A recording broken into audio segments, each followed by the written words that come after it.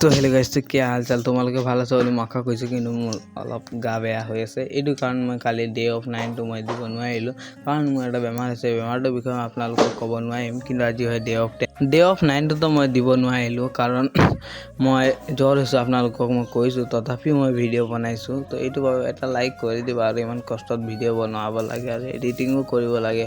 তো মই আপোনালোকক বেছি কথা বাদ দি কিনে আমাৰ আছিলে আগফালে দুটা বাৰী, যোনটো মই আপোনালোকক দেখাইছোঁ। আজি মই কৰিম ৰাইট ফিলেটো চফা, আৰু এইটোতে খেতি কৰিব লাগিব, কাৰণ মোৰ প্ৰথম বাৰীটো ভাল হৈ গ'ল, মানে তাত খেতি কৰা হৈ গ'ল। আৰু মই কৈছিলোঁ ডে অফ 40লৈকে মই মোৰ যিমান বাৰী আছে চব চফা কৰি কিনে খেতি কৰিম বুলি কিনে। তেনেহ'লে ব'লা মই এটা কৰি কিনে চব বাৰী চফা কৰিব লাগিব। তো এইটোও মই চফা কৰিম পূৰা মজাকৈ, আৰু ইয়াতো খেতি কৰিম, আৰু যিমান বাৰী আমাৰ আছে গোটেইখিনিত মই খেতি কৰিম বুলি মই ভাবি আৰু আশা কৰিছোঁ।